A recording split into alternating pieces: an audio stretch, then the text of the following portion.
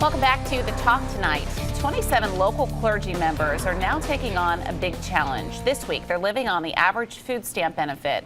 That's $33.60 here in New York State. That's their total grocery budget for the week. This challenge allows them to see what life is like for millions of low-income people living here in the U.S. We are pleased to be joined by Rabbi Daniel Feldman from Temple Concord.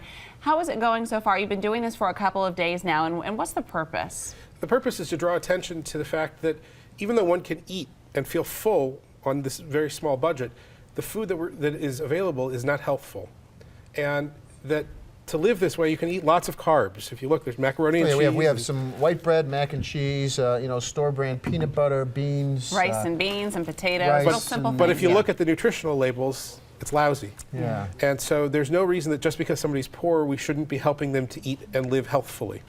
And so as a group, we decided that if we came together, we could enhance public understanding and also make a strong statement that we believe in humanity's ability to serve those who are in need and serve them to help their health increase. So what do you think would be a solution to this problem? If it's $33 isn't enough money, is it simple enough to say, well, let's make it $10 more, let's make it $20 more? Does that do enough? Adding extra money certainly helps, don't get me wrong, but it's all about access. It's about access to healthy foods so that people in poor areas have access to fresh fruits and vegetables. It's about making sure that people can make choices, that they have the educational background to be able to make the right choices for them at the grocery store. As it is now, you take the money and you buy whatever you can to fill yourself up. So you end up with the box stuff that has terrible sodium levels and high fat levels. What we'd like to do is make it so that a person can go to the store and decide to buy an organic produce item or fruit and make good choices so that they can live healthfully in a more healthy way.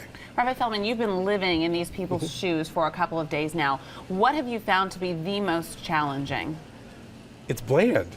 It's awfully bland. Yeah. And I feel a little guilty in saying that because you Maybe realize you should invest in a good can of pepper or something, just like that one spice. And you realize how lucky you are. Yeah. You open the spice cabinet, you pick whatever spice you want and pour it in. Not everybody can do that. I've also found how much starch there is. I cut starches out of my own diet some time ago, and this week I'm eating more starch than I would normally eat in a month, at least, if not more. So that's been a real eye-opener. What's the value of this in terms of why there's 27 clergy and how you're communicating what your process is and your experience to your congregations respectively? Well, we're all speaking about it to our congregations and in the community. We agreed that hunger is not a single group issue. Hunger isn't a black issue or a white issue. It's not a Christian or a Jewish or a Hindu issue. It's a human issue. And by linking arms together, as the Roundtable from Interfaith works, we could say to all of our different faith groups, Catholic, Episcopal, Methodist, Lutheran, Buddhist, Hindu, Sikh, Jewish, Muslim, all of them, that we're in this together and that we have a responsibility to make sure that life is improved for all people and that access to good, healthy foods isn't something that is an extra, but is something that's a right given in the country that we live in. And so when our viewers who are sitting down to eat their dinner tonight are saying to themselves, okay, Rabbi Feldman, your message resonates with me, but what can I do? Where do they go from here?